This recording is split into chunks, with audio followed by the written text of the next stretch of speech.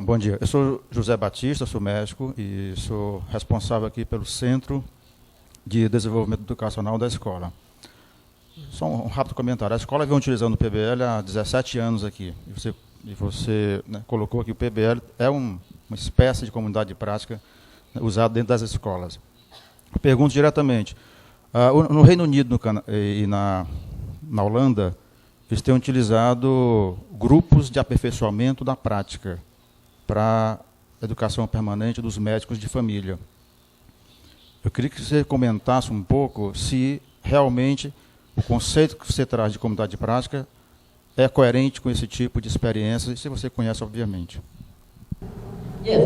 Sim, é isso exatamente que eu estava falando. É muito parecido à Universidade de Hong Kong. Eu estive lá 2 semanas atrás. Eles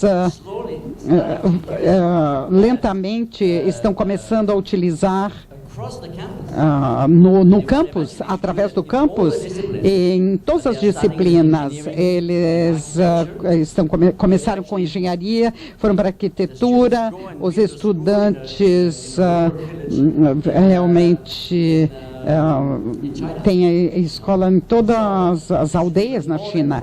É mais do que uma aprendizagem baseada em problemas, ação através da prática. O que é significativo para alguém não é mais um exercício, mas sim fazer alguma coisa significativa para o mundo, e eles querem que isso seja parte do currículo, em parte integral, e não somente uma coisa ao lado. Sim, essas transformações estão acontecendo em termos progressivos, e as instituições estão explorando essas visões orientadas pela prática.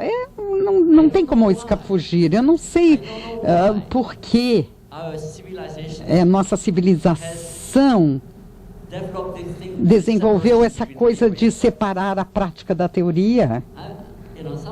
Alguém me disse por causa dos gregos. É tudo a culpa dos gregos, porque eles fizeram isso. A única coisa que eles podem justificar a escravidão é que os cidadãos faziam a teoria, os escravos faziam a prática. Sei lá se é verdade. Mas é interessante que nós tenhamos separado essas duas coisas. Eu estava trabalhando com a escola de saúde em Manchester, e eu estava olhando na perspectiva das comunidades de prática na transição.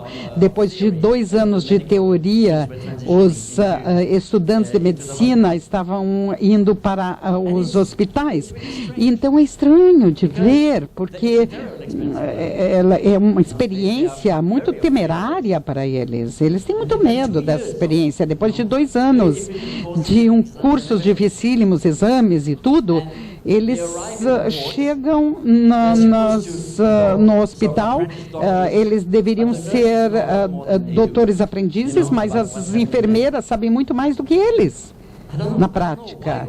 Eu não sei por que nós fizemos isso, ensinar a teoria primeiro e depois vamos para uma prática, versus indo de um para o outro, normalmente, de uma maneira mais significativa e construtiva. Eu não sei por que nós adoramos essa teoria tanto assim. Eu não entendo isso, entendeu? Nós vivemos numa sociedade onde as pessoas... Eu escrevi alguns livros sobre comunidades de prática, e as pessoas falam comigo: meu Deus, você sabe tanto porque você escreveu livros. Eu fiz uma teoria, eu sou bom em conceituar coisas. Só isso, mas não quer dizer que eu seja melhor do que vocês seriam para liderar uma comunidade. Então é uma coisa muito estranha que a gente tem essa adoração desse tipo de conhecimento tão grande, que a gente nem reconhece esse conhecimento dos que praticam. É uma coisa muito bizarra. essa evolução da civilização. Pensar de alguma maneira que as comunidades de prática seja revertida para isso. Eu não estou falando mal de teoria, eu sou um teorético. Eu adoro teoria. Eu não tenho nada contra a teoria. Mas teoria é somente um par de óculos. E esses óculos não fazem isso para vocês. Eles ajudam, eles não leem para você, eles ajudam a ver o mundo numa perspectiva melhor. Mas a visão tem que ser pelo praticante. A teoria não vai dizer para você o que você tem que fazer. Se a teoria dissesse para você o que você tem que fazer, você tinha que suspeitar dessa teoria.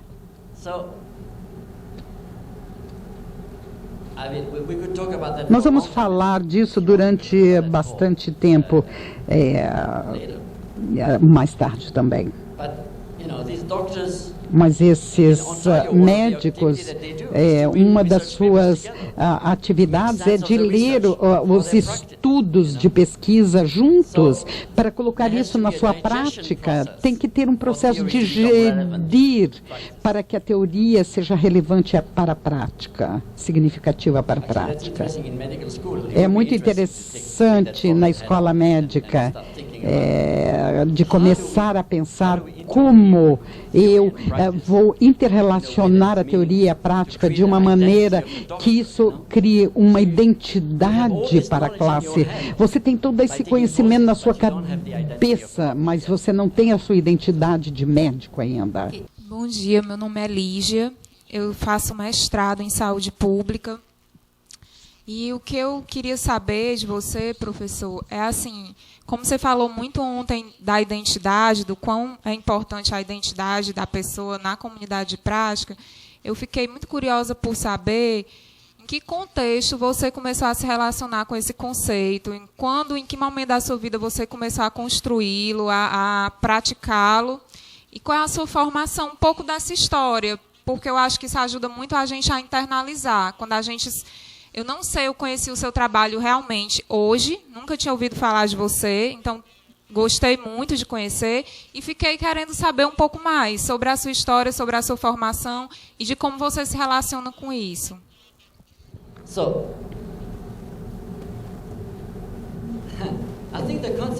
Eu acredito que o conceito da identidade me envolveu, entrou em mim. E quando eu fui para Hong Kong 2 semanas atrás, para uma série de seminários na Universidade de Hong Kong, eu vivi em Hong Kong 35 anos atrás. Durante 3 anos eu estava ensinando francês na Aliança Francesa lá. E eu lembro como viver em Hong Kong trouxe um conceito de identidade na minha vida. Porque quando eu cheguei em Hong Kong, eu era muito jovem e eu estava tentando de fugir da Suíça, da minha família, fugir da minha família para me tornar eu mesmo. E era interessante porque eu comecei a interagir com os chineses. E o que eu entendi ali, eu só fiz essa concepção mais tarde, mas o que eu entendi e o que me surpreendeu é o que significa ser uma pessoa culturalmente definida. Porque essas pessoas, esses chineses, aquilo que eles eram era a sua família. Era interessante de descobrir que a família era uma parte do que eles eram. Eu lembro, eu pensei naquele momento, agora eu tenho esse conceito. Você me perguntou de onde que esse interesse em identidade, de onde vem, é que aquilo que nós somos não é definido no absoluto, é definido pelo contexto social no qual nós nos engajamos.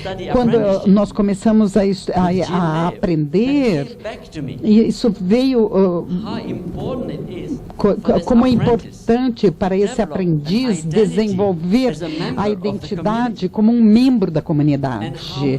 E quanto, sendo parte dessa comunidade, é parte daquilo que você é. Se torna parte daquilo que você é.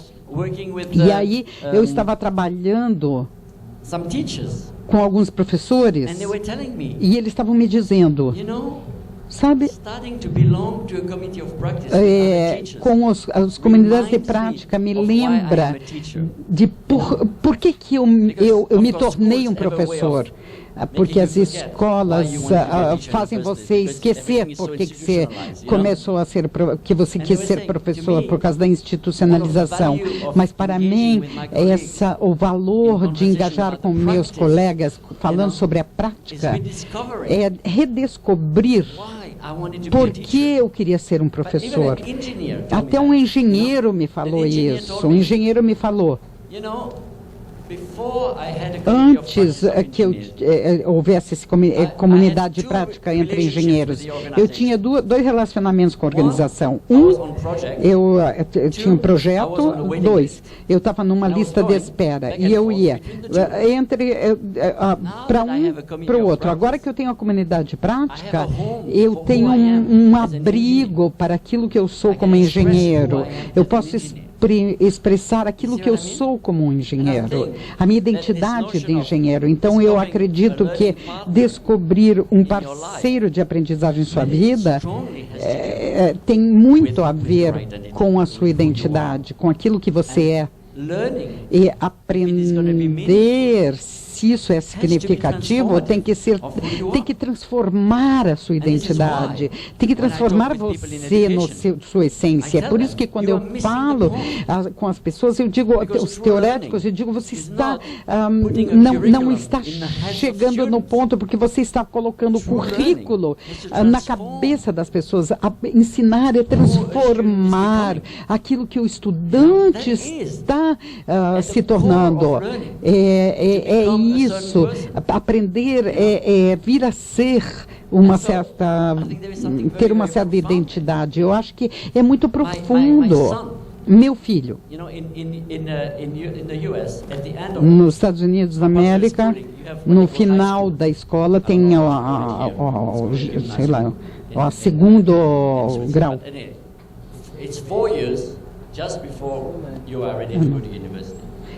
Quando você está pronto para ir para a universidade. O problema com essa escola é que você não está interessado em nada. Se você fica muito interessado em algo, você não vai ter boas notas em todas as matérias e você não pode ir para a universidade. E eu pensei, mas o que nós fizemos?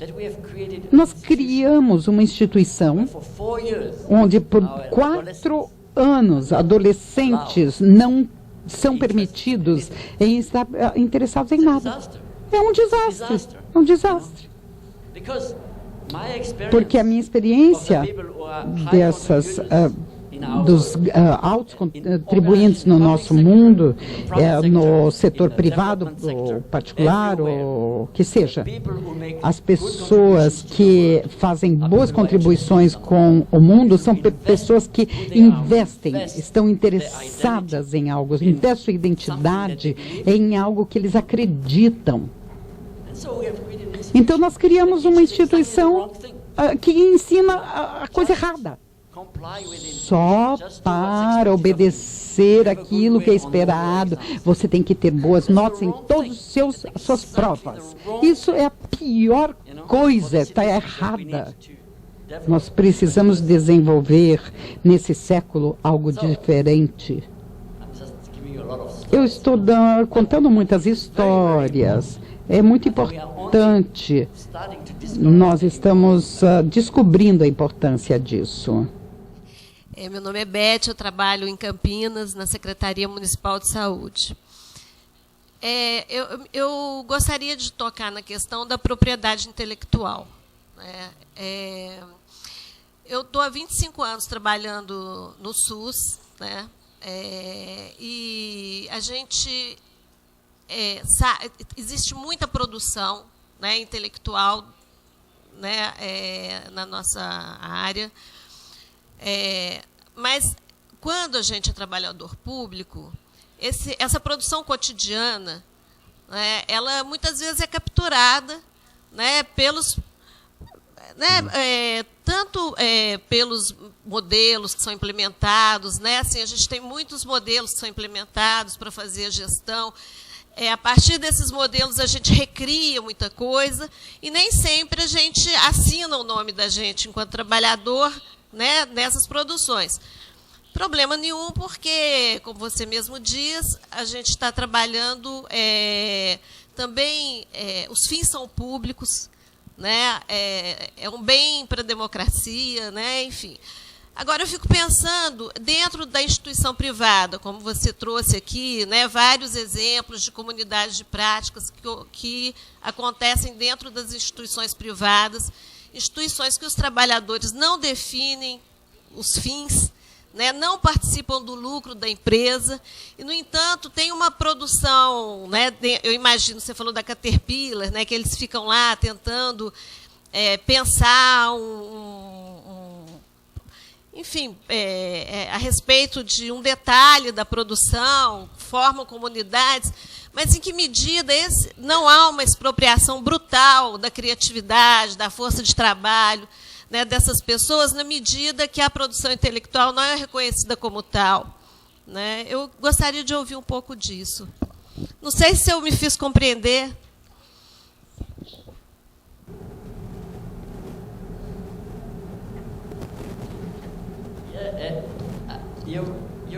Você está certo.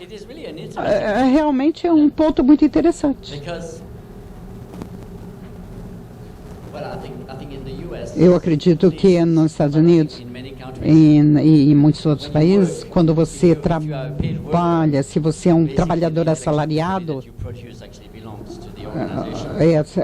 a tua produção pertence à organização para a qual você trabalha no seu contrato. Então, isso é a maneira como é feita as coisas. Como são feitas as coisas. É interessante, e eu não fui confrontado mais com esse problema. Não apareceu, porque você pensaria que deveria existir um problema com isso, mas na prática, eu tenho que admitir que não existe. Nunca apareceu esse problema. Nunca houve um problema.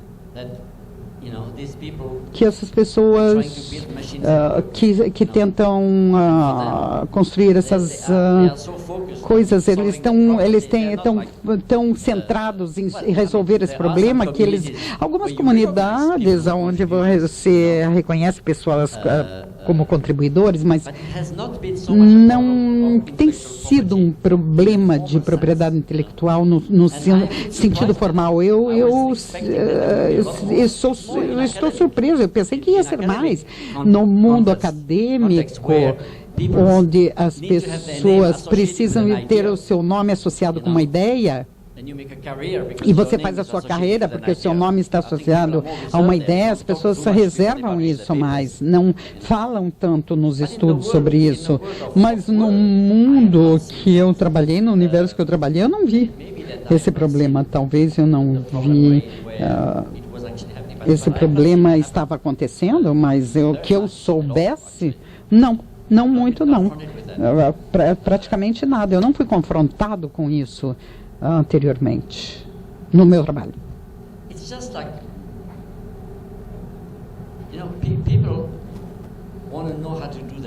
As pessoas querem saber como fazer o seu trabalho. Se as comunidades podem ajudá-los a saber fazer o seu trabalho, é isso que eles querem. É o que eles estão interessados em. É bem interessante. Eu não quero dizer que não tenham coisas como os ciúmes nas comunidades. É complicado, é uma entidade social complexa. Mas eu nunca vi o problema de propriedade intelectual prejudicar o engajamento na comunidade. Então, eu estou falando sobre a minha experiência, né? Eu não estou dizendo que, na teoria, você pensaria que houvesse um problema bastante maior, mas não tenho visto isso. trabalho com terapias complementares. E eu gostaria, assim, de saber do senhor qual é a sua experiência no trato assim, com a hierarquia para implantar essas comunidades de prática, porque a ideia é maravilhosa, muito boa, fantástica, e isso vem desde a minha experiência, desde adolescente, quando eu trabalhava com as comunidades eclesiais de base. E bate muito com a ideia que a gente quer para um mundo melhor. Então, qual é a ideia do senhor, com a experiência, os passos, como proceder diante da hierarquia que nós temos aqui no Brasil, diante da experiência do senhor lá, mas como fazer isso diante da saúde? O que é que o senhor pode nos dizer diante disso? Obrigada. Eu pedi para complementar, porque o que a Zildete apresenta é a minha dúvida em relação à hierarquia. Nós sabemos que o grupo cria uma força, ele gera uma força, e que eu imagino que uma comunidade de prática, num dado momento, não se contenta em ser um órgão consultivo e tem a expectativa de ser deliberativo. E se o que o grupo da comunidade de prática produzir não estiver alinhado com a gestão municipal, talvez ele não seja aceito. E é um grupo que é formado por um grupo de pessoas relevantes num dado tema, por exemplo, saúde mental. E se houver um entendimento da comunidade de prática que não seja acolhido pela gestão municipal, pode acabar o programa da saúde mental, porque são servidores estatutários que você não vai demiti-los. Eles permanecerão trabalhando no lugar, mas eles podem ser, por demais, desmotivados, se não tiverem as suas propostas acolhidas pela gestão municipal. Então, é isso. Então, entendi. Existe um questionamento complexo do relacionamento das comunidades com a organização formal. Talvez nós deveríamos deixar isso para depois do intervalo, porque eu quero voltar a isso. Mas isso é exatamente o que eu estava tentando comunicar ontem na minha resposta ao que a Ivana trouxe. Sim. Eu acho que se você tem seriedade com a organização sobre o questionamento em termos dos funcionários da sua organização e os membros para se engajar com comunidade de prática, você vai ter que ouvi-los. A ouvir a sua voz. É interessante porque as comunidades frequentemente não querem autoridade vertical. Eles querem que sua voz seja ouvida. Eu lembro numa organização, uma grande organização, interagindo com a comunidade, eles estavam nervosos, bravos, porque a gestão tinha feito uma aquisição de uma outra companhia no domínio relacionado com essa comunidade. Foi um desastre e eles não foram consultados. Então, eles estavam dizendo, nós temos uma comunidade que já existe há muitos anos, que tem muitos recursos. Por que eles não nos perguntaram o que nós pensávamos dessa aquisição? Eles não disseram por que eles não nos deixaram fazer a decisão. Não era isso que eles estavam querendo. Eles queriam ser só uma comunidade, eles não queriam não queriam o poder, ser uma entidade vertical. O que eles queriam era uma troca. E o que nós vimos através da gestão, uma das melhores coisas que a gestão pode fazer para a comunidade é questioná-los, a sua opinião sobre as coisas. Sim, você está certa. A um certo nível de maturidade, as comunidades querem ter uma voz na organização. Então, a organização tem que estar pronta para se engajar com eles. Não dar a eles o poder, a autoridade, mas se engajar. Então, isso é uma nova disciplina em muitas organizações. Aprender, se engajar com as pessoas, num relacionamento que não é somente controle, ou então eu deixo você fazer o que você quiser. Engajamento, compromisso, realmente envolvimento. Vamos falar sobre esse papel que não está bem definido nas organizações para criar essa conexão.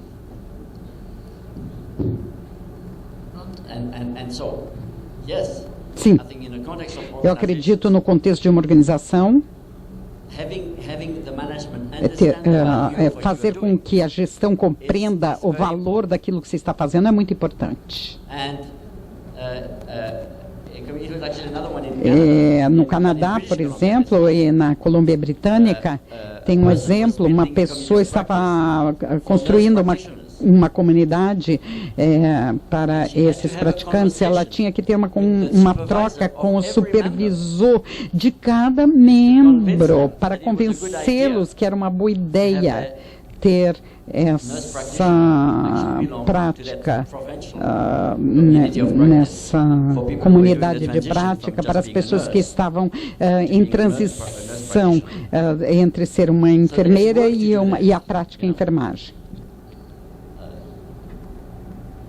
Ou um auxiliar de enfermagem para a enfermagem. Requer muito trabalho fazer essa conexão entre uma organização formal e a comunidade de prática, de tal maneira que a comunidade possa contribuir e fazer bem seu trabalho. Ontem estávamos falando de institucionalização. Sem institucionalizar a gestão macro e micro da organização. Eu acho que esse final aqui foi brilhante, né? Eu acho que fez o link entre comunidade de prática e gestão participativa, né? De você ouvir as pessoas que estão na ponta, que estão fazendo, que estão...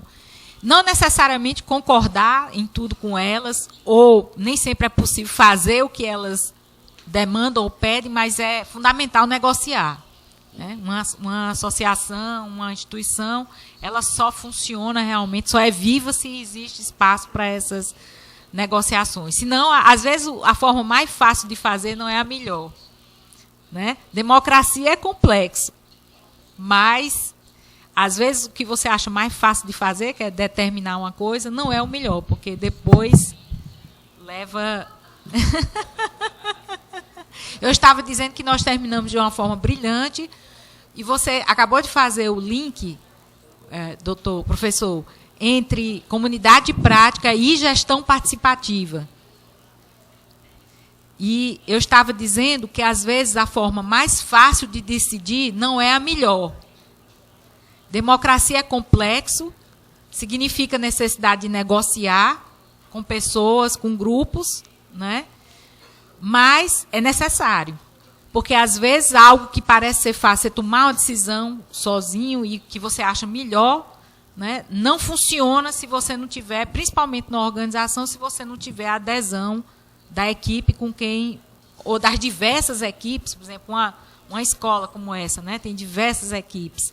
Então, é complexo, é preciso que você realmente esteja o tempo todo conversando. Então, continuando as atividades, queria chamar novamente o professor Wenger para concluir a sua conferência agora pela manhã. Naquela última sessão,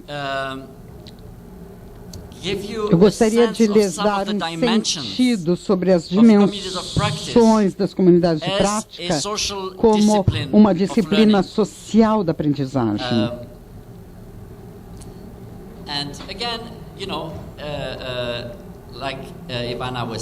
Como a Ivana estava dizendo, não vamos esperar o final da palestra para fazer perguntas. Vamos fazer como uma conversa.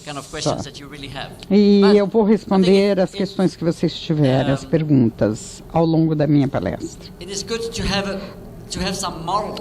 É bom ter alguns modelos na nossa mente quando nós vamos falando dessas comunidades. Então, a disciplina social da aprendizagem é uma noção chave. Vamos olhar alguns elementos da disciplina da parceria da aprendizagem. Se você pensa dos diferentes processos que se realizam, você traz a prática para dentro. Essa é uma pergunta bastante importante para as comunidades. Um amigo meu, por exemplo, estava desenvolvendo uma comunidade prática no Reino Unido de fotojornalismo. Para eles não queriam ter um foro, porque falar não era realmente importante para trazer a prática para dentro. Eles queriam ter uma plataforma de fotos, e daí eles poderiam mostrar a foto e as pessoas poderiam comentar. Para eles, era uma maneira de trazer a prática de todos para dentro do espaço de aprendizagem e da conversação. Para vocês, na saúde, vocês têm que pensar como é que nós trazemos a nossa prática para dentro. É o paciente, um vídeo, uma história, o que eu trago? Como é que eu trago a minha prática para dentro da comunidade? Nós podemos impulsionar a nossa prática. Nós estamos falando anteriormente sobre quantos, em termos de acordo, nós precisamos ter como requerimento para a comunidade. Eu disse, a comunidade não significa acordo. No contrário, eu gostaria de dizer que se tem muito acordo numa comunidade, então isso aí não é bom cheiro, não. Porque uma das doenças da comunidade é o que nós chamamos de um pensamento de grupo.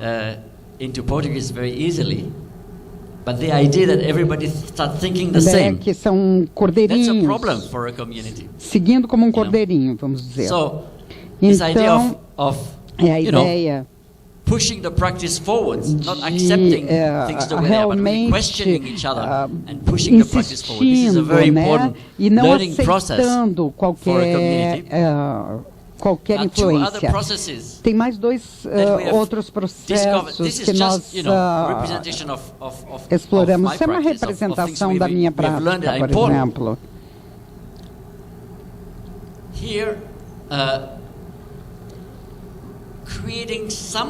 criando um tipo de autorrepresentação. Em algumas comunidades é simples. Registrar algumas perguntas frequentes.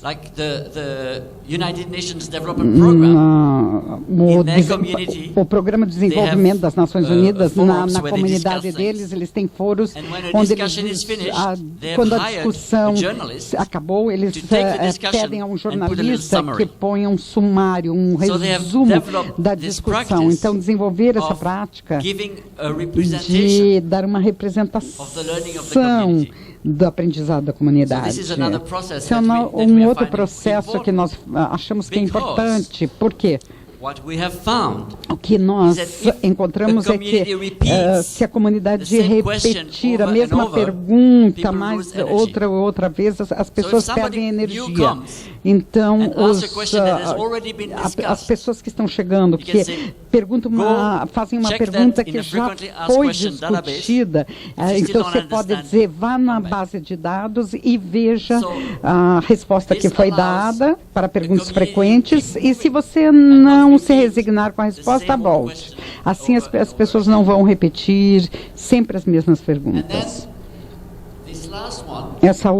Esse último processo aqui é que nós encontramos é que saudável para uma comunidade que às vezes ela tem uma pausa e realmente se distancia para perguntar e o que está acontecendo, como é que nós estamos realmente indo, como é que a gente está se comportando.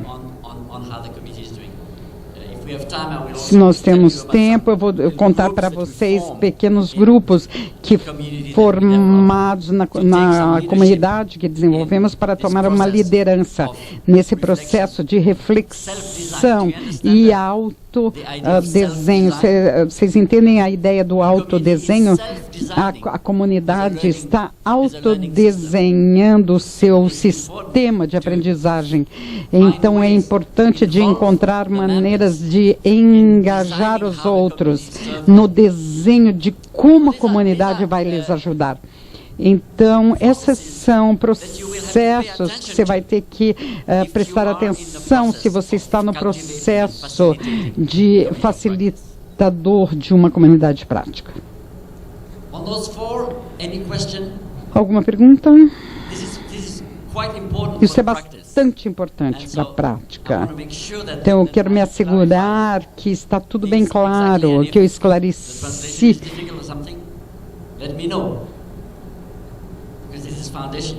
Isso aí é primordial. Aqui no meio, três aspectos da disciplina de aprendizagem social. A ideia de domínio. Do que significa? Onde a comunidade está indo? O que a comunidade quer dessa comunidade? Eu estava numa comunidade de pacientes que o tipo de doença doenças proliferativas, muitas células vermelhas no corpo. É uma doença rara. É toda uma comunidade de pacientes dessa doença. E um dia, alguém postou no quadro de discussões que eles iam deixar a medicina ocidental e eles iam utilizar suco de beterraba como terapia. E é interessante que só essa postagem criou uma crise de identidade na comunidade. Então, algumas pessoas diziam: isso aí, as pessoas, o público pode ver e alguém seguir a sua ideia e vier a óbito, isso é muito irresponsável. Então, a comunidade começou a debater se que as pessoas realmente seguidoras da terapia ocidental, mas você podia ver que eles tinham se separado em duas comunidades quase, uma cisão que não tinha alguma coisa em comum, não existia dessas duas comunidades, a que seguia o ocidental e a que queria seguir o suco de beterraba. Todo esse questionamento de qual é o domínio é crítico. Por quê? Para criar a mudança que você quer, você talvez necessite ter comunidades em domínios que não são naturais, não são tradicionais, entende? Você já está fazendo isso com as suas comunidades de tratamento de saúde da família, talvez comunidades que não se falem entre elas, como os dentistas e psicólogos. Se cria outros domínios e aí você deixa as comunidades de prática se formar em torno deles. Mas se você olhar o sistema na sua integralidade como um sistema de aprendizagem, a pergunta quais são os domínios e quem decide quão importante é um domínio e como nos asseguramos que esses domínios em que as comunidades de prática se formam em redor, eles vão progredir em lugar de repetir o que já vinham fazendo. Isso vai levar alguma disciplina para compreender que tipo de domínio vai permitir os praticantes para engajar com a sua iniciativa. É um desenho muito delicado, muito difícil, mas você pode imaginar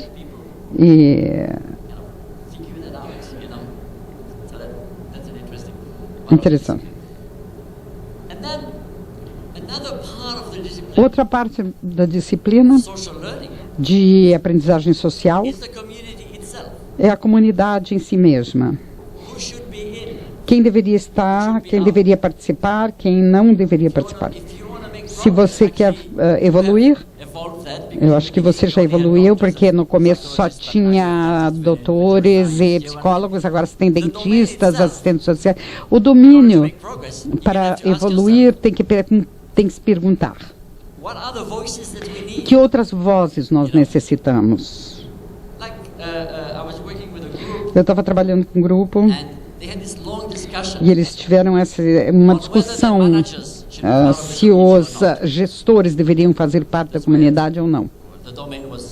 O domínio era um sistema financeiro da Europa do Leste, que eles vinham mudando do comunismo para o capitalismo em termos de sistema de gestão.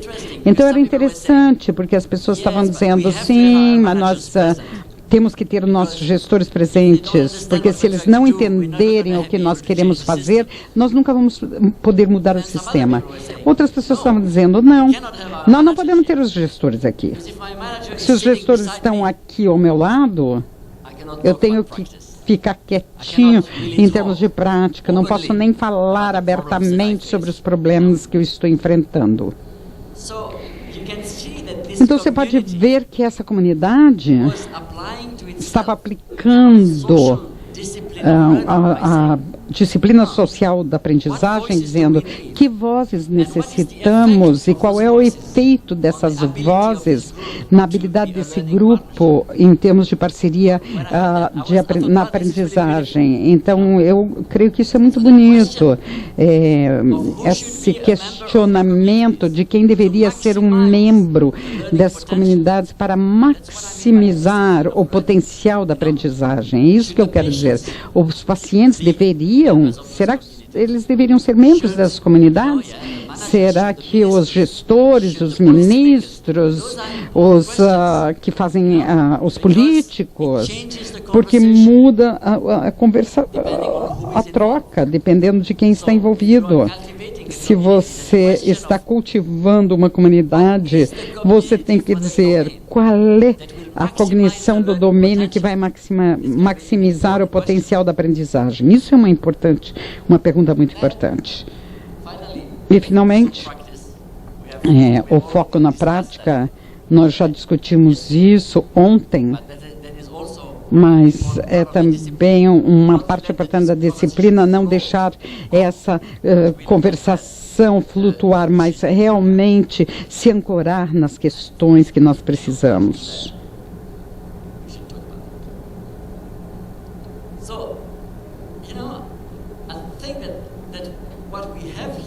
O que nós temos aqui, se levarmos a sério esse processo, é uma perspectiva social nas capacidades de aprendizagem. Então, para vocês que desenham os currículos, formam currículos, vocês têm que ter uma disciplina cognitiva. Você tem que saber assim, nós temos que ler os ossos, depois os músculos. Eu só estou falando assim, jogando uma disciplina cognitiva que vocês têm que desenvolver. Aqui eu estou apresentando a disciplina social da aprendizagem. E se vocês vão se engajar e cultivar as comunidades de prática, é aí que nós temos que ter a disciplina que temos que colocar em prática. Isso é um slide bem carregado.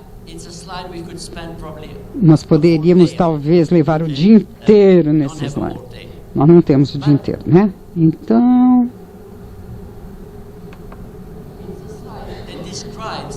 ele descreve algumas das atividades que nós vimos, que as comunidades engajadas a aprender juntos. Isso é parte de uma disciplina social, compreender que tipo de atividades as pessoas podem aprender em conjunto. Você pode ver que é bem rico, tem muitas diferentes atividades aqui. Essas atividades nos dá mais ou menos uma lista. O que essas comunidades fazem? E eu comecei a listar aquilo que eu vi as comunidades fazerem. Se vocês tentarem copiar isso, eu posso disponibilizar esses slides para vocês.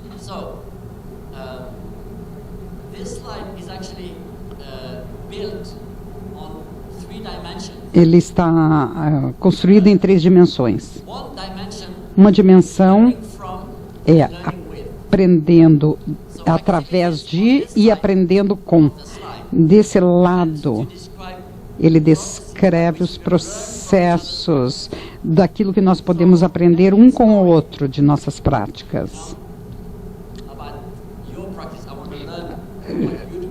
Eu quero aprender com aquilo que você faz. Ou me dá uma demonstração de como você dá uma injeção, alguma coisa assim. As pessoas aprendem um com o outro das suas práticas. E nesse lado do modelo, tendem a ser mais... vamos ler um com o outro. Vamos ler um estudo juntos e ver o significado disso. Uma atividade que as pessoas aprendem um com o outro. E as comunidades fazem ambos. Na dimensão vertical, tem atividades mais informais, que não requerem uma estrutura integral para acontecer. Atividades, vamos dizer, uma notícia, ou um ponto no website, né, numa discussão, fora de discussão, que não requer uma intenção de aprender juntos. E aqui no fundo, tem atividades que requerem uma intenção de aprendizagem em conjunto.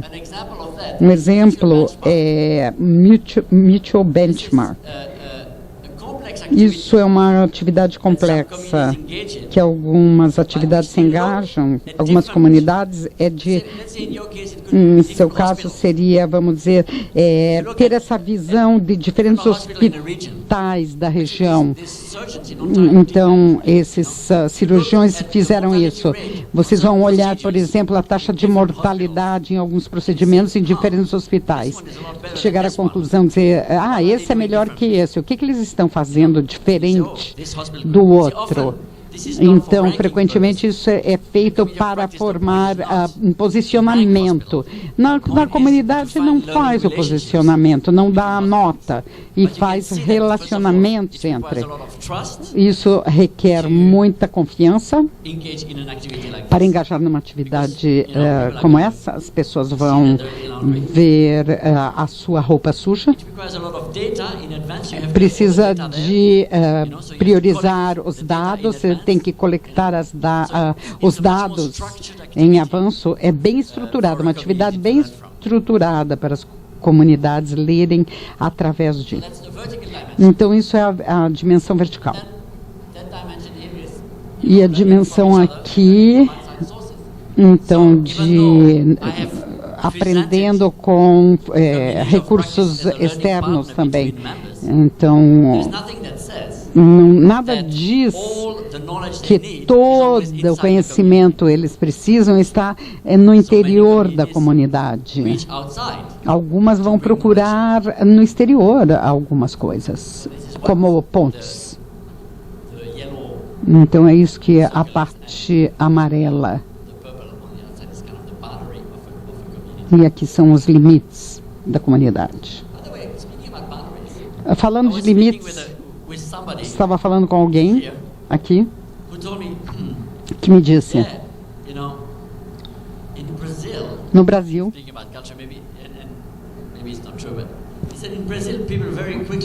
as pessoas têm essa coisa de se agrupar e os outros ficarem de fora, por exemplo, fazer grupinho, né?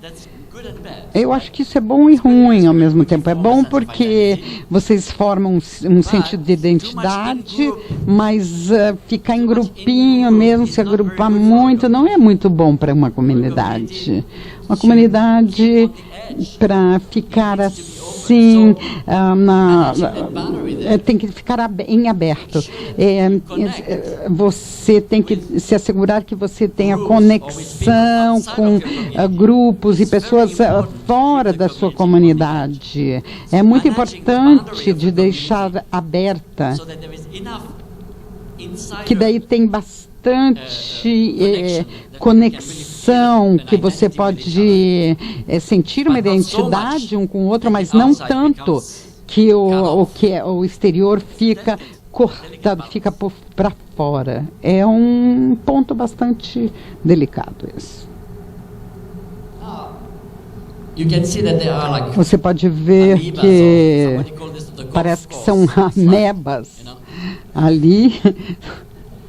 Parece um campo de golfe.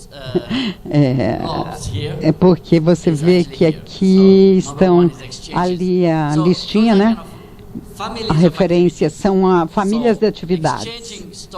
Então, trocando documentos, histórias, etc. O primeiro, número 1, tem a ver com a troca, trocando histórias, documentos, fotos, etc. O segundo tem a ver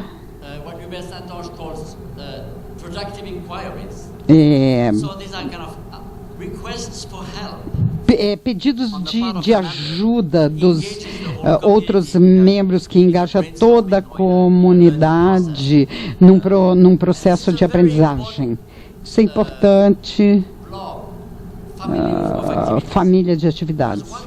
Porque o que nós descobrimos é que um fator de sucesso crítico para uma comunidade é o que eu chamaria esse impulso para o conhecimento. Você publica melhores práticas, um documento, mas compartilhar conhecimento é quando existe quando um membro traz um problema sobre a mesa, as pessoas levam para si.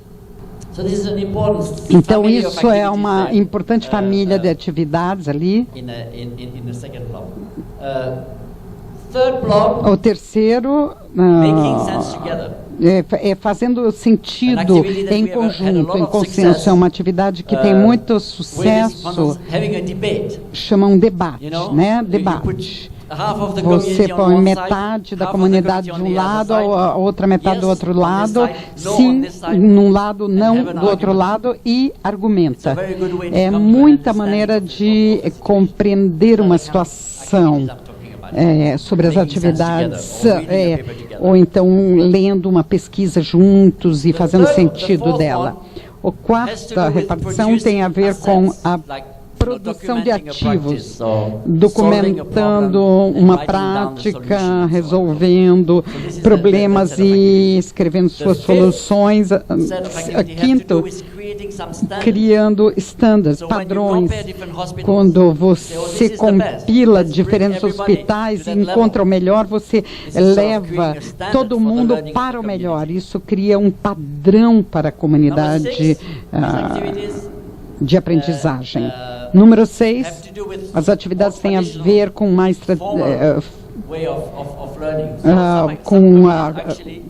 atividades mais tradicionais na aprendizagem, workshop, eventos, seminários, trazendo um palestrante para a comunidade, coisas mais tradicionais em termos de aprendizagem em conjunto.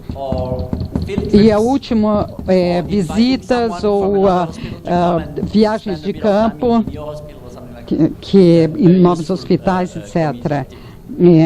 Mais atividades mais úteis.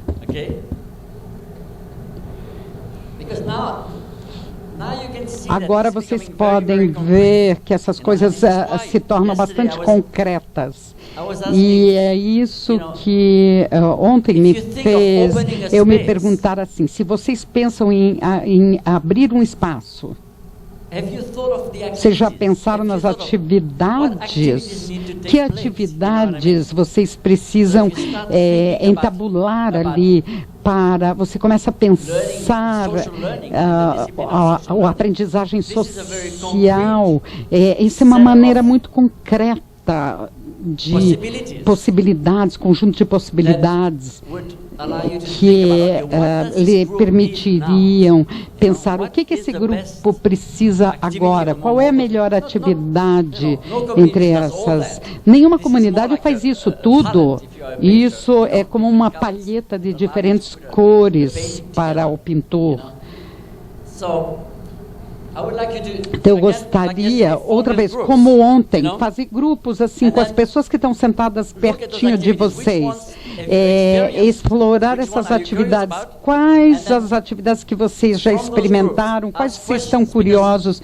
E um pergunta para o outro, que tipo dessas atividades podem ser técnicas facilitadoras para o trabalho de vocês?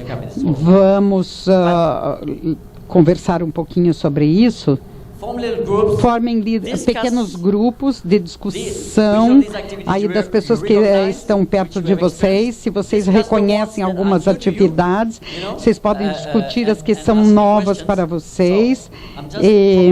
Podem me fazer perguntas em alguns segundos, alguns minutos, para trocar entre vocês o que vocês veem nesse diapositivo e dizer quais as atividades que não estão muito claras, quais as atividades que interessam vocês, e eu gostaria de interagir com vocês, porque se eu começar com uma palestra sobre todas essas atividades, nós vamos até o fim do dia só nisso. Formem pequenos grupos para refletir naquilo que eu disse e preparem algum questionamento ou maneira que vocês gostariam de desenvolver essas ideias mais amplamente. E as perguntas que vocês gostariam de me fazer.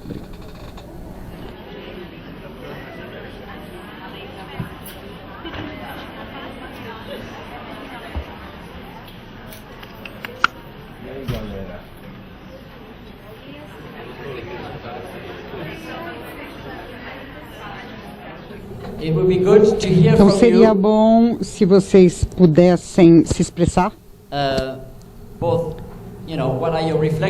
Quais são suas reflexões na nossa proposta, ou no que a gente disse até agora? Quais são as perguntas? Talvez alguns nomes não são muito familiares para vocês.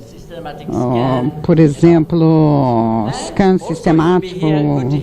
Talvez seria bom também ouvir algumas experiências de algumas atividades que vocês já tiveram no seu contexto. Então vamos lá? Estamos abertos aos comentários, perguntas. Eu sou Ana Cláudia Figueiró, da Secretaria Estadual de Saúde de Pernambuco. Eu tomei contato com o conceito de comunidade de prática em 2006, no campo da avaliação em saúde, a professora Zumira Hartz, que trouxe para a gente. mas desde o primeiro momento, e aqui muito fortemente, eu sempre refiro a uma rede nacional, uma rede de educação popular em saúde, como realmente uma experiência. Não se denominam comunidades de prática, nem provavelmente não conhecem o conceito, mas desde o primeiro momento eu claramente identifico essa experiência. Mas olhando essa atividade que você está trazendo agora, eu tenho uma dúvida.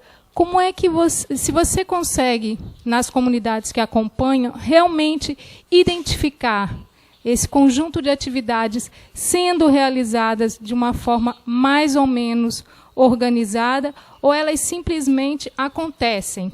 Tem papéis que procuram desenvolver essas atividades em algum caminho, ou simplesmente sistematizar algumas experiências que aparecem? Essas atividades que nós observamos, muitas delas já estão amadurecidas, mas o que nós vimos é que quando a gente treina pessoas para serem facilitadores, é muito útil essas possibilidades, toda essa ampla leque de possibilidades, porque comunidades vão querer fazer mais isso ou outras mais aquilo. Também não é que você escolhe 4 dessas para a sua comunidade e a sua comunidade vai progredir no começo da comunidade. Quando tem pouco engajamento, você pode começar talvez lá no lado esquerdo, em cima no lado esquerdo. E quando as pessoas estão mais engajadas, você pode progredir para atividades mais complexas. Então, eu diria que isso é parte da, vamos dizer assim, da artística da liderança das comunidades, que você não pode realmente levar todas essas atividades ao mesmo tempo para que a comunidade progrida no mesmo nível. Mas as atividades aqui mais embaixo requerem mais estrutura. Se vocês querem maximizar a aprendizagem através delas, então é bom decidirem a avanço, a gente deveria fazer isso ou aquilo. É por isso que vocês têm uma liderança na comunidade que entende o domínio e que faz esses arranjos acontecerem. Bom dia, meu nome é Magno Araújo. E eu trabalho em Sobral, uma cidade aqui próxima, com ricas experiências de saúde. E nossa pequena comunidade de prática conseguiu produzir uma questão. E nós queremos perguntar o seguinte: se a comunidade de prática ela pode nascer, ela pode se construir e se manter num ambiente muito institucionalizado, como que com hierarquias muito rígidas, ou muitos conflitos políticos. Por exemplo, no nosso contexto aqui no Brasil, dos conselhos de saúde. Então, os conselhos de saúde, eles têm muito poder no sentido formal, mas eles têm essa dificuldade de se constituir como comunidades de prática legítimas. Então, qual a sua opinião sobre isso? Comunidade de prática em ambientes muito institucionalizados. Então, a gente está indo para aquele lado, mais ou menos. Isso é bom porque é importante. Primeiro, eu não estou dizendo que todos os grupos deveriam ser comunidades de prática. Especialmente quando você está lidando com negociações políticas profundas. Eu diria não, isso não é uma comunidade de prática, isso é um comitê, uma força de trabalho, mas não é um comitê, uma comunidade de prática, não tente. O que estão fazendo é negociando a utilização do orçamento, só estando aberto nós vamos perder a habilidade de negociar. Então, não. Eu acredito que o grupo tem que se perguntar a seguinte questão: é útil para nós nos ver como comunidade de prática e nos engajar nesse tipo de atividades? Não. Eu creio que você também está perguntando, é possível ter uma comunidade de prática entre instituições, quando políticas estão envolvidas na instituição? E a resposta é sim. Mas você tem que se assegurar que, se possível, você focaliza na prática e não na política. Você não pode proteger completamente a comunidade de prática, mas ela não é uma entidade política em si mesma. É uma parceria de aprendizagem. O nível de hierarquia não importa se a comunidade focalizar na prática. Meu cabelo era mais comprido do que o da Ivana. Eu não penso que... não sou uma pessoa que pensa militarmente, mas eu vi até no contexto militar, ótimas comunidades de prática, apesar da hierarquia. O que importa é que se você compreende a diligência dos praticantes, se você teria que esperar que num nível hierárquico, num sistema hierárquico muito grande, como no contexto militar, isso não iria funcionar, mas não é verdade. Às vezes funciona melhor, porque tem mais respeito. Até um general já foi um soldado, e eles sabem que em qualquer nível de hierarquia, tem bons conhecimentos. E tem aprendizado para ser conquistado. O que nós estamos falando é mais qual é o relacionamento da hierarquia com a prática. Isso é o que importa. E entre as instituições, essas CP, comunidades de prática, podem servir às instituições se o domínio for importante.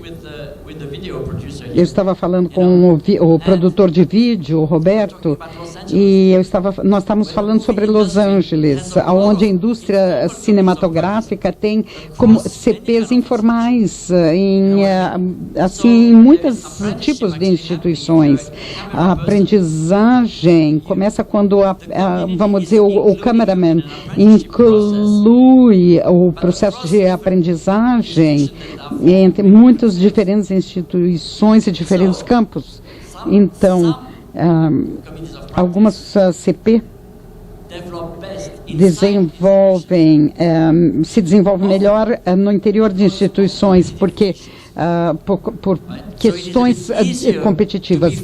É mais fácil de ser franco e aberto no interior de uma empresa, porque vocês estão todos trabalhando no mesmo sistema, do que em termos de competição, se vocês têm diferentes instituições participando da CP.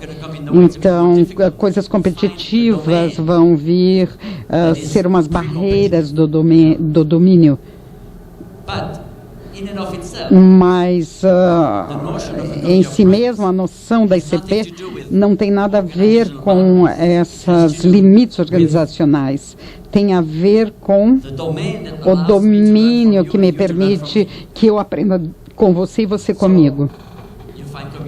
Então, você tem CPs no interior, no exterior, um pesquisador estava procurando web desenhistas e ela achou a maioria deles em CPs no exterior da sua organização. E eles têm que engajar com essas comunidades e lidar com aquilo que pode dizer, não pode dizer. Mas para eles, a fonte de criatividade é o engajamento dos conhecimentos no exterior do seu lugar de trabalho. Então, essas coisas acontecem. Para você, por exemplo, quantas CPs você espera ver acontecer e que vão estar dentro da organização ou em outras organizações é diferente do domínio e do potencial de aprendizagem que você quer criar. Você também estava falando de diversidade ou diversificação. Como eu disse, se tem muita coisa homogênea dentro da CP, é um perigo. Alguma diversificação é importante para sustentar o processo de aprendizagem. Diversificação não quer dizer que as pessoas não se falam. Isso vamos ter um problema. Isso é o que acontece com essas novas comunidades que estão se criando em termos de limites cruzados para que possam conversar e talvez vocês tenham esse problema na sua interdisciplinaridade, sua equipe interdisciplinar, porque a característica dos trabalhadores sociais, às vezes eles não sabem muito bem em quem confiar para ajudar um paciente. Então, você precisa começar a pensar que tipo de atividades seriam as melhores. Então, eu estava trabalhando com um comitê, com uma comunidade assim, prática entre pessoas que intencionalmente estavam juntas em grupos diversos, eram políticos, pesquisadores, práticos, precisaram um certo tempo para saber o que eles podiam aprender um com o outro. Então, os políticos, quando disseram legisladores, né, não são políticos, legisladores, disseram, eu não quero uma comunidade de apoio, eu quero uma comunidade que eu possa dizer o que eu tenho que dizer em 5 minutos, porque é tudo que eu tenho.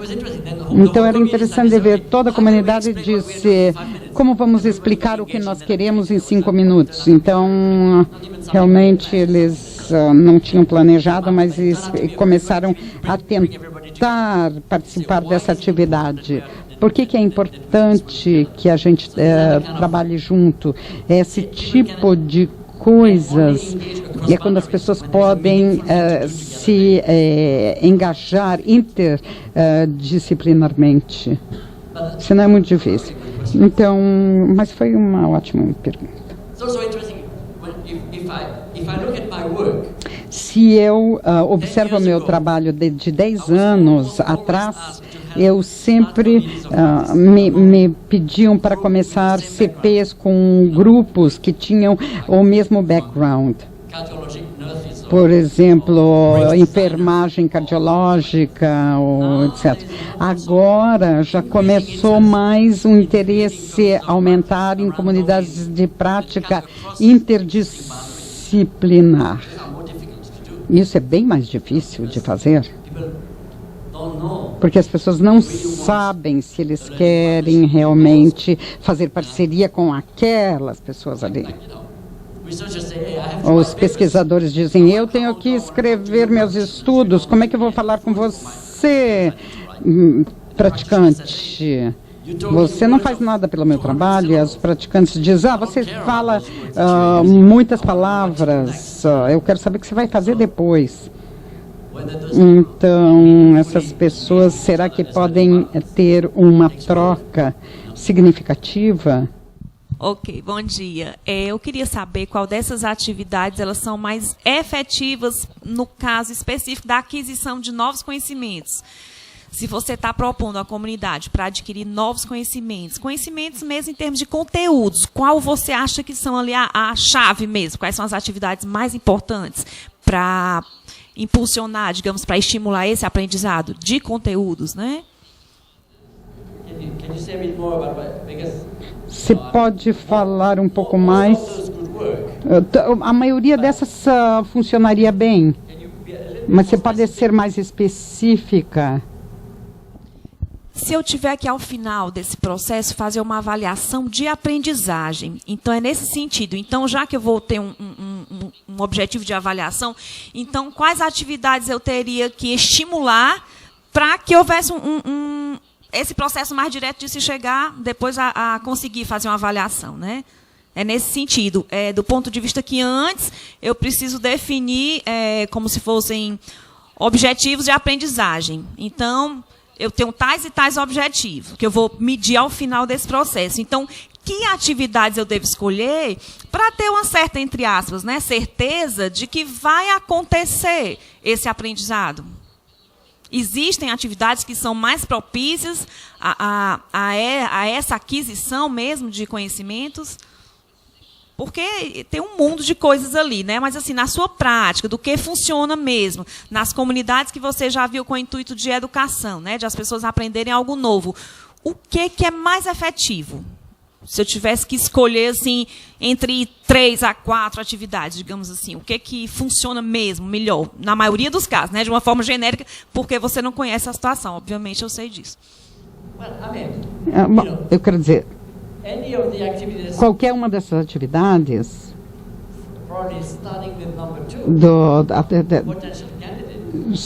vamos dizer, número 2, são candidatos potenciais. Você está falando sobre avaliação, né?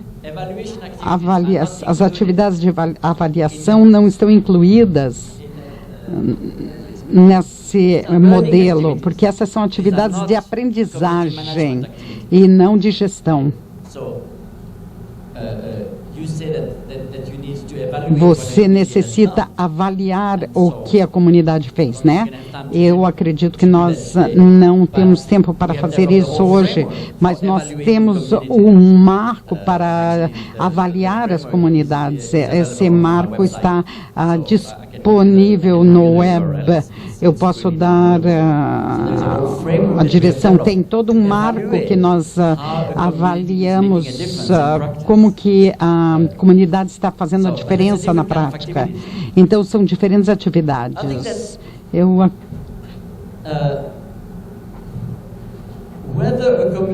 acredito que tanto faz se a comunidade cria algo novo ou só compartilha o que já existe, eu não faria essa diferença tão grande. Que vamos dizer, aqui é clínica, que é uma atividade prática de casuística. Nós vamos todos trabalhar numa casuística ou num estudo de caso juntos, vamos dizer. Quem sabe o que vai acontecer quando as pessoas discutirem um caso e tentam saber o que vão fazer com ele. Vocês vão recomendar a história e dizer, não, mas tente isso, não, mas outra pessoa diz, não, se deveria tentar isso, porque nesse caso isso funciona melhor, isso é novo, é antigo, pode ser ambos, porque está construído naquilo que nós já fizemos, aquilo que nós estamos desenvolvendo, novos casos. Então, eu não avaliaria a comunidade tanto naquilo que produziu, se é novo, por exemplo. É mais importante avaliar a comunidade se fez alguma diferença em termos das capacidades de desempenho.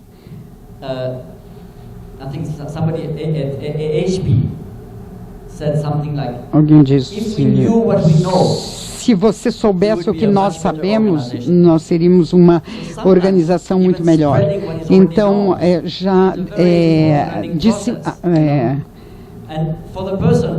para a pessoa que não sabia, é novo. Se é novo para toda a comunidade ou só para quem não sabia, às vezes é, às vezes não é. Eu não colocaria isso como um objetivo. A comunidade tem uma coisa nova, mas não é útil, por exemplo. Então, o marco de avaliação que foi desenvolvido é como coletar histórias, como fazer a conexão entre as atividades da CP e mudar o seu desempenho. É isso que você deseja avaliar. Em vez de dizer se a CP fez uma diferença na sua habilidade dos praticantes em fazer bem a sua prática, realizar bem. Desculpa, eu tenho uma pergunta.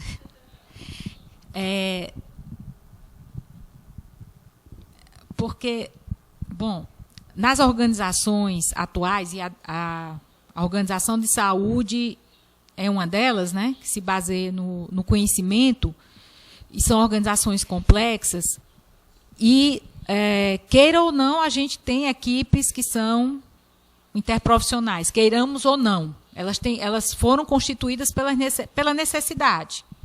Então, pela complexidade dos problemas, porque um profissional isoladamente ele não consegue atender todas as necessidades dos pacientes dos pacientes e das famílias. E assim, eu não sei se pensar em formar a comunidade de prática entre esses diferentes profissionais seria esse o nome, se seria o que dá. Bom, mas o que eu sei é que eles precisam colaborar para trabalhar juntos.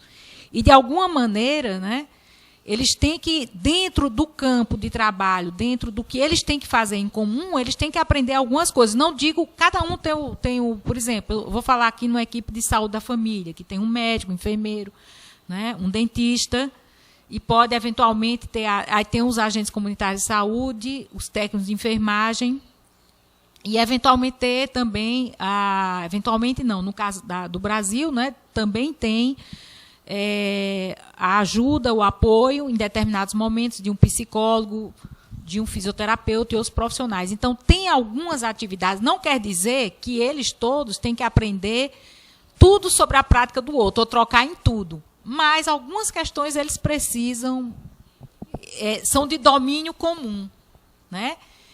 Então, talvez, assim, eu não sei, eu ainda tenho e eu acho que a gente tem aqui uma residência muito profissional, e à tarde, talvez, algumas pessoas pudessem participar e dar um depoimento. Eu acho que tem momentos, sim, que eles formam uma comunidade de prática, não em tudo, porque é como você disse, você pode participar mais de uma comunidade, né? Mas naquilo que eles têm de comum, da atividade deles, que é comum, embora sejam de profissões diferentes. Então, não sei se você quer comentar isso, porque às vezes, da forma como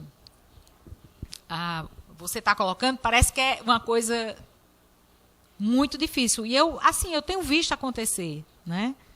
Então, algum comentário sobre isso? Eu não sei se eu estou fazendo a situação parecer mais complexa do que é. Mas eu gostaria de enfatizar o nível das CP é uma disciplina, não é só uma coisa sim ou não. Então seria útil perguntar aonde que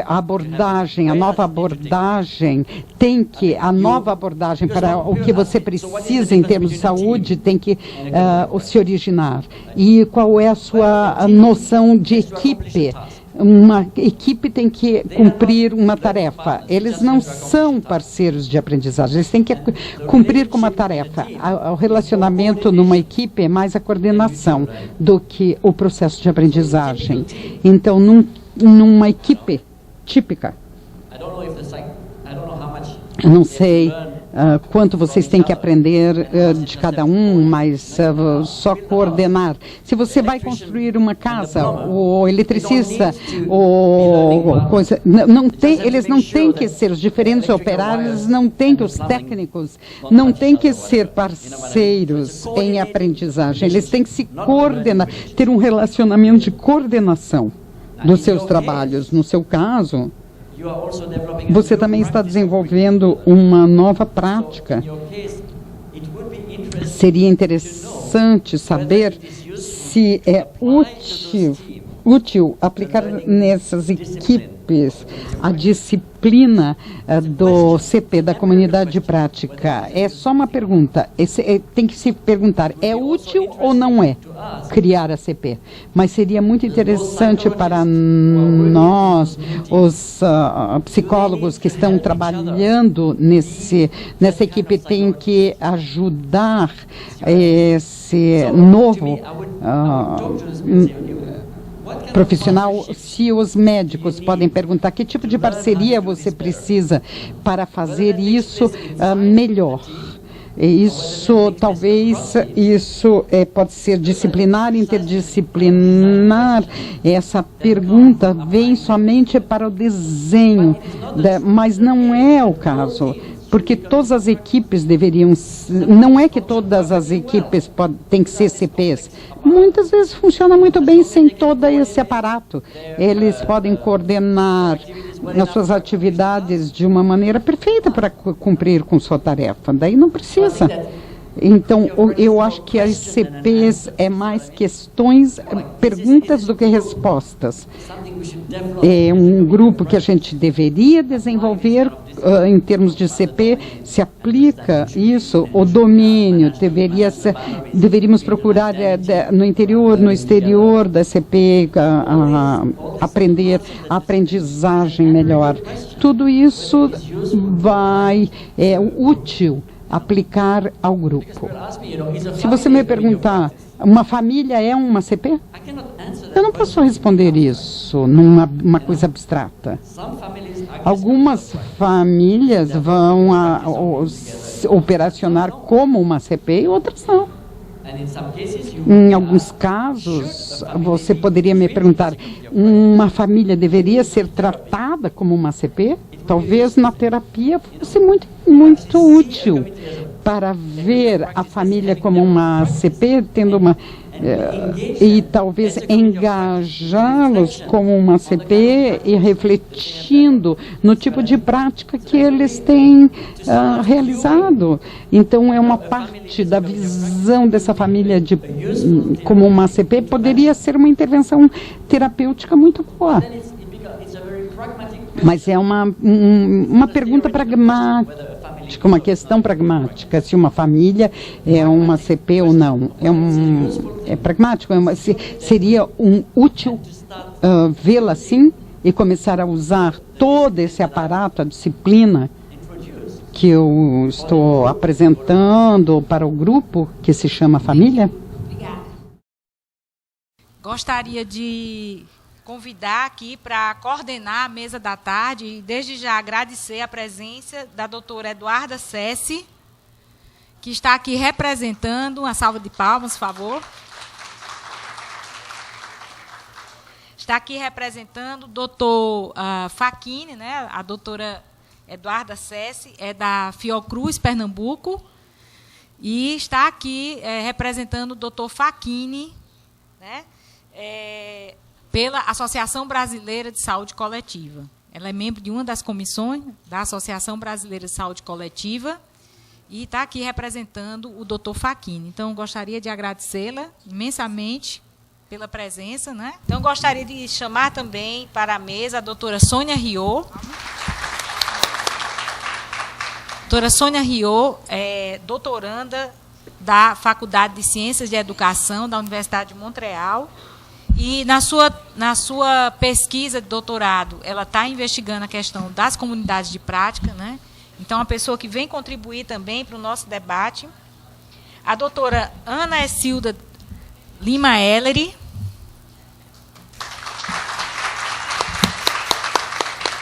Ana Essilda é psicóloga,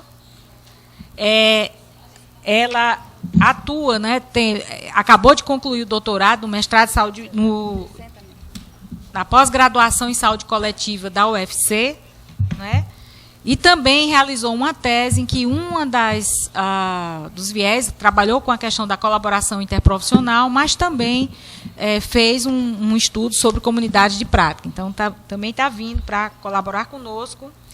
E gostaria também de saber se está presente a doutora Ana Paula Brandão. Então, muito prazer, doutora Ana Paula, por favor, é a mesa. A doutora Ana Paula está aqui representando o Canal Futura, né? Então, gostaria, que é um dos parceiros da Escola de Saúde Pública, com a maleta da saúde, não é isso, Ana Paula? E aí o interesse em participar dessa mesa, né, é de discutir a importância da comunicação para a formação, para a questão da educação permanente e das comunidades de prática. Então, é um pouco isso. Então, a gente vai ter uma mesa muito rica. Eu passo agora, muito feminina, que é a observação da Eduarda. Então, passo a palavra à Eduarda para que ela coordene a atividade. Okay. Então, boa tarde. Desde já agradeço também o convite da coordenação do evento para assumir a coordenação dessa mesa em nome do professor Facchini. Queria pedir desculpas pela ausência dele, mas outras agendas nos fizeram ter que dividir essas atividades. Mas, desde já, parabenizamos essa iniciativa. A Abrasco ela tem completo interesse e envolvimento nesse tema. Então, a Abrasco ela fica muito feliz em estar participando do evento, entende que o tema é de extrema relevância, né, para a formação de recursos humanos. E agora, lembrando que a Associação Brasileira de Saúde Coletiva ela avançou desde o último congresso da entidade, da instituição, promovido pela instituição, e hoje ela não é mais só uma associação de pós-graduação. Ela é uma Associação Brasileira de Saúde Coletiva, dado que, nos últimos anos, tivemos inúmeros cursos sendo iniciados de formação básica na área de saúde pública. E a Abrasco, entendendo que o seu escopo não envolve apenas a pós-graduação, agora se intitula Associação Brasileira de Saúde Coletiva. Ok, então eu vou contar para vocês um pouco sobre o título da minha apresentação. Na verdade, um balanço e progressões que são atribuídas às comunidades de prática interprofissional no domínio da saúde, no setor da saúde. Então, os serviços de saúde são marcados de uma complexidade muito grande. Nós já escutamos falar de complexidade que é atribuída à rapidez do desenvolvimento dos conhecimentos. E tem outros motivos também que participam dessa complexidade da organização dos cuidados e que são consequência hoje os estudos às comunidades de prática. Nós falamos das progressões que geraram uma especialização das intervenções e trouxeram uma fragmentação dos cuidados. Por outro lado, tem um número importante de doenças crônicas e o aumento de sua prevalência, como em todos os lugares, todos os países ocidentais, que traz uma complexidade dos cuidados que tem que ser contínuos e requerem o envolvimento de mais de um profissional da saúde para o mesmo paciente. Os serviços de saúde são adaptados a essa complexidade e eles conseguem pedir uma mudança de paradigmas baseado sobre a colaboração interprofissional e a abertura a uma incertitude que há realmente colocar um denominador comum nos conhecimentos. Nessa perspectiva, as comunidades de prática representam uma maneira de colaboração interprofissional que é valorizada no setor da saúde. Enfim, um terceiro argumento é invocado e que vem no tema global dessa mesa, que faz com que as comunidades de prática realmente são beneficiárias. A gestão dos conhecimentos conhecimentos que a gente tenta implantar hoje mais que nunca no meio da saúde e que se ancora na política de cuidados baseados em evidência e preconizam a aplicação dos saberes e que vem da pesquisa. Nesse contexto, na verdade, as diretrizes derivadas do resultado das pesquisas oferecem essas diretrizes, finalmente, que são muito valorizadas pela gestão. Existem autores que estão surpresos que tal processo linear e racionalista de aquisição dos conhecimentos sejam valorizados, enquanto a realidade faz com que os participantes baseiem a evidência nessas linhas de pensamento pessoal e que são apoiadas na experiência mais do que na pesquisa. Então, as comunidades de prática são percebidas como uma forma de valorização para a união desses dois registros de conhecimentos explícitos e tácitos, para ligar essa abordagem de gestão de conhecimentos baseada em evidência e na experiência, e fazer uma fusão dessas diretrizes e das linhas de pensamento pessoal. A literatura sobre as comunidades de prática são abundantes e eu apresento para vocês um balanço de síntese dos limites e acordos que vêm da pesquisa sobre as experiências que são levadas à literatura das comunidades de prática no setor da saúde.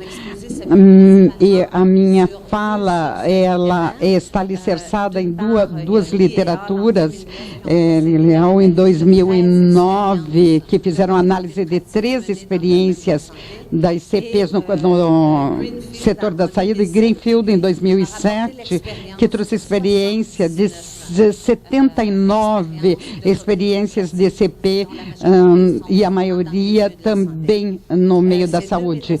Essas duas metasínteses desses autores eu completei pela análise de muitos outros autores, assim como Liao, Fung Mendes, Cox, Gabé, Roy, Copy, e todos entre o ano 2000 e 2009.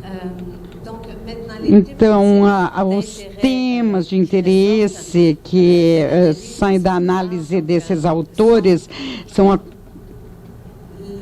contribuição da ICP no desenvolvimento profissional e os cuidados que são dados. O processo de aprendizagem numa CP e o impacto da tecnologia, a responsabilidade dos facilitadores. Claro, tem outros temas, mas esses são os temas principais, os que vêm à tona das experiências que a literatura nos trouxe. Então, no Liao, trazem que os estudos analisados demonstram que as informações e a aprendizagem através da socialização representam a principal colaboração da ICP. A análise das pesquisas colocam em evidência a importância dessa dimensão social da aprendizagem, que está na ação prática e o denominador comum de seus pares, 2 elementos essenciais ao desenvolvimento dos conhecimentos profissionais e da identidade profissional e pessoal, o que permite uma volta à prática, um ajuste permanente, uma prática que é bastante representativa. A pesquisa revela que cada temática demonstrada demonstram características e benefícios seguintes: a interação social, a participação dos conhecimentos, a criação dos conhecimentos e o desenvolvimento de uma identidade pessoal e profissional. Então, segundo o Liel, mais a CP está madura, mas ela consegue criar conhecimento e desenvolver a identidade pessoal profissional. Assim, as CP mais recentes se centram principalmente sobre a interação social e o compartilhamento dos conhecimentos. E a criação dos conhecimentos muito raramente está no centro da CP, num quadro de formação clínica e contexto, e no aprendizado. Muito raro que ela esteja nesse quadro, porque ele está alicerçado no aprendizado das noções e aquisição dos conhecimentos, assim como a identidade profissional dos estudantes. As comunidades de prática que estão centrados aí, eles têm uma fórmula para o desenvolvimento profissional contínuo, que é o tema da nossa palestra, então também para melhorar a qualidade dele. Então, segundo a revista de literatura de Greenfield, a gente vê que as CP são favoráveis à aprendizagem ativa e não a passiva, que é fortemente ligada às interações e às diretrizes que vêm dos dados que estão provados e a reflexão, ou que está ligado à coordenação e ao tempo e ao espaço que são necessários a esse compartilhamento. A tecnologia é um tema muito importante nas pesquisas sobre as comunidades de prática. As observações mostram que os programas de aprendizagem oferecidos na web favorizam a aprendizagem dos profissionais de saúde, porque as CP podem transferir os conhecimentos e até os tácitos. Claro que isso depende do desenho pedagógico escolhido, tem que saber se isso responde às necessidades dos conteúdos dos participantes durante seu processo. E, além disso, os profissionais dispersados fisicamente, as CP virtuais, oferecem oportunidade de interações virtuais entre os membros, o que contribui à aprendizagem e ao crescimento profissional e pessoal que vem disso aí. Enfim, as CP virtuais favorizam tanto a aprendizagem dos profissionais, dos estudantes, tanto quanto a dos clientes, e aí, no caso, são os pacientes. Então, nas comunidades virtuais, a gente pode implicar os pacientes com os estudantes e os participantes. Então, ele diz que a pesquisa revela que a introdução das tecnologias apresentam bastante desafios.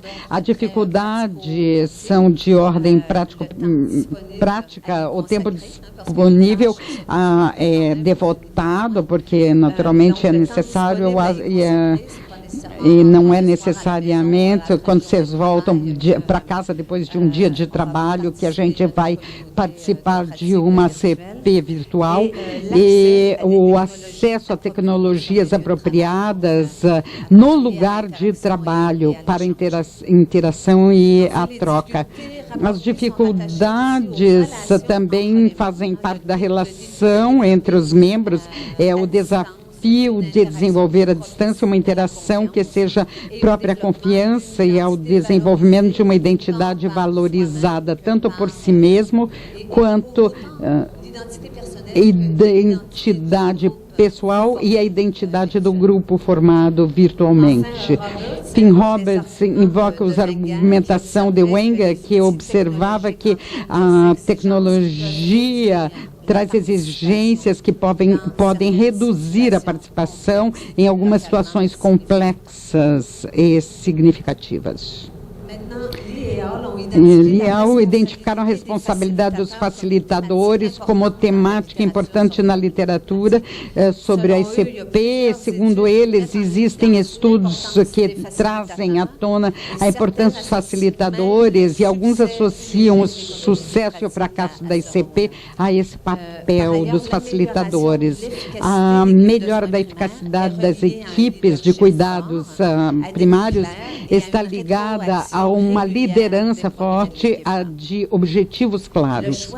Então, a escolha da estrutura da gestão da ICP, quer dizer, um facilitador e um líder que se fusionam na mesma pessoa, ou duas pessoas distintas, ou somente um dos dois papéis, parecem depender do tamanho do grupo e a disponibilidade de recursos humanos que podem se submeter. Várias experiências trazidas valorizam a assistência de um coordenador de comunidade, que o papel se aproxima daquele do facilitador, que pode apoiar a prática reflexiva, ajudar o desenvolvimento de uma linguagem comum e estimular a participação ativa dos profissionais, dos pacientes e de sua família. Alguns autores valorizam a presença de um informacionista, que podem ajudar os membros a identificar os saberes a serem buscados, a ter acesso à literatura, porque eles realmente conhecem mais, e a sintetizar as principais fontes de inspiração. Como eu dizia, alguns participantes vão buscar material adequado. Essas diferentes figuras podem ajudar a facilitar o processo de aprendizagem, porque nós somos comunidades de prática interprofissional. Os gastos, finalmente, os freios e limites, o fluxo conceitual da teorização sobre a questão, o meio ambiente do trabalho atual das organizações de cuidados, que não é muito propícia ao ICP, a dinâmica de poder inerente à ICP, a confiança que deve ser construída, a resistência às mudanças e o investimento financeiro necessário. Então, os autores são numerosos a sublinhar o fluxo conceitual que resida nessa definição e a dificuldade de distinguir essa fórmula de trabalho de grupo de outras fórmulas que são mais próximas e que aparecem frequentemente na literatura, como Greenfield diz, muitos conceitos chegam muito próximos daquele da CP e que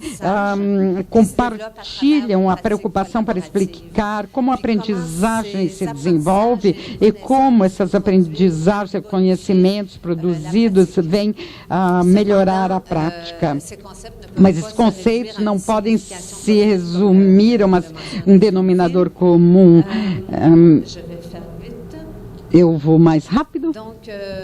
Então, eles vão dizer que existem indicadores e os três compostos ou elementos da CP são aplicáveis a outras fórmulas de grupos. Então, as fórmulas mais confundidas são comunidades de aprendizes, de práticas, organização de aprendiz, e eu digo a epistêmica, porque existem as comunidades epistêmicas. Então, eu não vou poder apresentar os conceitos que são muito densos de cada fórmula, mas o setor da atividade que cada fórmula se aplica e o registro do denominador comum depende da coordenação, cooperação e colaboração, que são as variáveis determinantes que distinguem cada uma das fórmulas. Então, também tem muitas coisas que são nas condições de trabalho de hoje, das organizações de cuidado de saúde, que falam da longevidade da CP e principalmente o individualismo, a gestão do tempo, que é bem severa, e a estabilidade das equipes que têm rotatividade pessoal. A análise fala sobre a importância das relações de poder na CP, na saúde, e como elas determinam o desenvolvimento dos conhecimentos, de competências e da prática reflexiva, e também o recurso à autoridade e a participação como tal. Então, os 3 principais desafios que vêm das análises consultadas é o poder mantido pelos membros que são mais engajados e que participam e possuem os conhecimentos maiores, a especialização e as fórmulas de controle que podem revelar as negociações que o professor Wenger falava, harmoniosa numa comunidade de prática, nem sempre, e a estrutura hierárquica do domínio do setor da saúde como modo de controle da informação.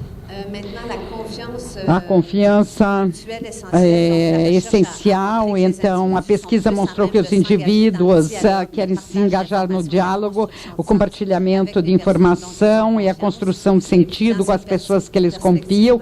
Nessa perspectiva, as comunidades de prática e organizações aprendizes são percebidas como fórmulas propícias à relação interpessoal favorável, à confiança mútua que necessita o compartilhamento das conhecimentos clássicos e explícitos.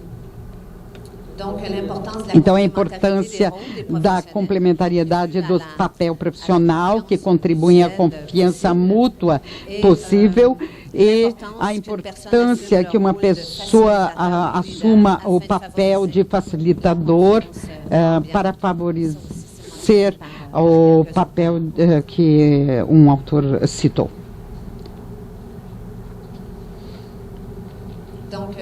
Então, as relações de confiança são associadas à coesão, que é percebida em pequenos grupos, mais propícios a perceber os interesses comuns e são melhores adaptados às discussões. Então, ele diz que a relação de confiança entre os membros contribui para o sucesso da CP e requer a ausência do controle hierárquico.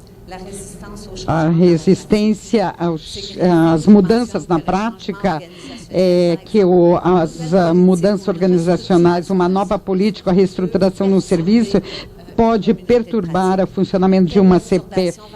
Essa perturbação vai ter efeitos sobre os serviços e as identidades profissionais.